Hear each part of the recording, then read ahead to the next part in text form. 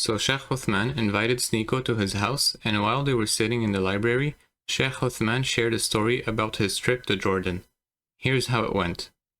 Okay, there's a story you have from Jordan. Yes, I gotta tell you this crazy story, man. Okay. So when I was, when I came to Islam, it's kind of a long story, but I wanted to study, and I wanted to learn Islam. I wanted to learn Arabic. I wanted to read the Quran in its original language. So I went to the UAE. I went to Ras Al Khaimah. I went to Al Ain. I studied with different scholars, and I really wanted to practice the Arabic language. So I wanted to go to a place where they don't speak, like I speak Urdu, I speak Pashto, I speak English, I speak many other languages. So in the UAE, I could speak to people in other languages, but I wanted to speak only Arabic so I can really get like a grasp of the language. So I said, I'm going to go to Jordan. I had a friend in Jordan. I said, I'm going to go to Jordan. It's a country where there's not a lot of Pakistanis, not a lot of English speakers, so I can go to some of the outskirt areas and I'll have to speak Arabic all day, and I'll get mumarasa, practice in it. So I went. And there's an area called Jabal Luaybeh. This is an area in Amman, in the capital of Jordan. And this is a predominantly Christian area. There's a Catholic church, there's a Protestant church, there's a monastery, there are more churches than there are mosques in that area. One of my good friends, he had a store there. So I was like, all right, I was there. One day I went for an early, which is called the Fajr prayer, early morning prayer. And, I'm there, and we're praying, and we see a Catholic priest, like with a robe and everything, and a wood cross, come and stand and pray with us. It's kind of weird, right? He prayed, and right after the prayer, he just left.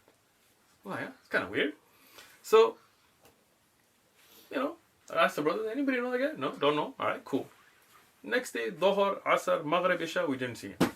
Next day at Fajr, early morning prayer again. This is like, 5 a.m. to earlier over there, right? He's there again. He prays with us, holds hands, everything. Leaves. That's kind of weird, right? Looking at him, white guy, white looking skin, at least, Anyway, after a few days, there was a brother who passed away now, Abu Bashir, very good brother. He knew a little English, and he told me, hey, you're from America, you speak English, this guy looks like he doesn't know Arabic. Let's go talk to him. I'm like, all right, cool. We went, and this is 2007, it's been a while. We went and we started talking to him. Hey, how you doing? I mean, we're welcome, but, just, you from here, And he's like, no, I'm from the U.S. Oh, I forgot Chicago or Boston, somewhere on the East Coast. And I'm like, he got like a robe on, I got a wooden cross, like, you're praying with this fighter, And he's like, no, I was sent here to learn Islam so we can preach to Muslims the gospel of Jesus, the message of Jesus, right? And he spoke fluent English, from the U.S., white guy. And he's like, when I came here, it's the first time I heard the adhan. The call for prayer is the first time I heard it. And he said, when I first heard it, it put me like in a fearful mode. Like I was like, what is this? And because in that area there is a mosque that gives the adhan out loud, he said every time I heard it, like it kind of made my hair raise. And he goes, and then it started attracting me, like I wanted to go to it. He goes, but I couldn't just walk into a mosque, especially because he was there with the church, and the Jordanian Christians are strict. If you leave Christianity there, they'll kill you. And there are many incidents you can Google of girls that became Muslim and their Christian families killed them. Yeah. Honor killings from Christians there. You told me about another story of a brother having a situation like that happening. It happens, yeah. It's funny that you said that before you finished the story, that he felt an urge to go to the call of prayer. Have you ever seen the video, we watched it on stream, of cows, and there's a French, these French guys are driving past a farm. First they're playing rap music and the cows are just eating the grass.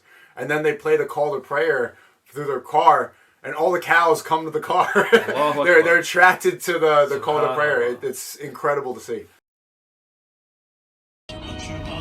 La musique, regardez la musique. C'est pas joli, je crois qu'il est penché là. Je pense 43, pas de soucis, mais je suis là. Regardez bien, hein. Ça regarde, ça calcule pas trop, regardez maintenant. Regardez, à peine que je mets la sauce Baccarat, à peine je la mets, regardez bien. ذلك الكتاب لا ريب فيه هدى للمتقين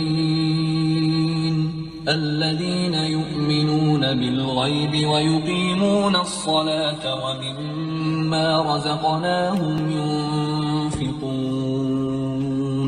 والذين يؤمنون بما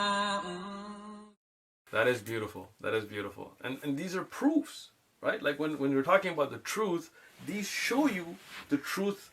And there's a scholar, and he had gone out to New Zealand, I believe, and he would tell them, let me just read something to you and tell me how you feel.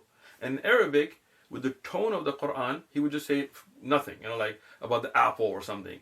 And then he would recite the Quran, same tone, same language. And people on video, there was they would say how they felt about the Quran, not knowing that this is the Quran. The Quran, the culture, scientifically, we can show that has an effect on people. Right? So this guy, when he heard the adhan, he said, I wanted to go to it. He said, but I realized that if I went and they found out, at minimum, they would kick me out. So he said, you know what? In the early morning prayer, it's early enough and it's dark outside that I can sneak out and go and pray with you guys. And I sat and talked to him, and this is not like one of those fictional stories. It's not like, oh, he took his shahada. No. The reality is, he didn't accept Islam there. But I talked to him. I told him, how do you feel when you pray? He said, the first time I prayed with you guys in a mosque and put my head to the ground, I felt what Jesus must have felt. And that was deep. And that's how Jesus prayed. Exactly. In the Bible, that's how Jesus prayed, yeah. Jesus, he went a little further, and putting his forehead on the ground, he prayed to the Creator, to the Father above. And this is the biblical sense, right? And he said, this is the first time that I felt how Jesus must have prayed. I have to admit the same thing, even though before accepting Islam, like 5 prayers a day, it seems like so much. But every single prayer, I feel a connection that no disrespect, that I didn't feel when I was praying in the Catholic Church, like the standing, the sitting, the pew and stuff like that, and then eating the communion. It was, it felt like this is what you're supposed to do. They told me. Isn't that a little weird though? Eating flesh and drinking blood, like a little cannibalist, paganism. You are eating the body of. They say the body of Christ, and you eat the body of Christ, and then they say the blood. Is that cannibalism? Then you're eating. It's symbolic cannibalism, I guess. Well, sounds a little pagan to me. But Jesus is not a man. Jesus is. Well, he's fully man though, according to them. But he's God. So eating God's okay? But it's a symbol of man. He's in the form of man. I never got it, but I have to admit, like without any bias. Well, I mean, obviously with some bias, but well, there wouldn't be because that time you weren't Muslim, right? When I pray in Islam, when I pray in the masjid, it's a feeling that I never had in Christianity. Nobody forced you to be Muslim, right? No. Did you get paid to be Muslim? No. I wish it's selfishly, like if there's a conspiracy theory that these oil sheikhs in Saudi Arabia, if they offered me money, I mean, I probably should turn it down, right? I should turn it down, but I have not received that. I'm just saying, if any oil sheikhs are watching, send the brother some money because he hasn't received his check. Well, would that be haram to accept? No, it wouldn't be. It wouldn't be haram, but it's just not genuine. But the fact that you became Muslim without any monetary benefit shows that this is a sincere step, right? And because your base is not majority Muslim, you're not doing this for clout. No, right? I mean, people get really upset. You can see him.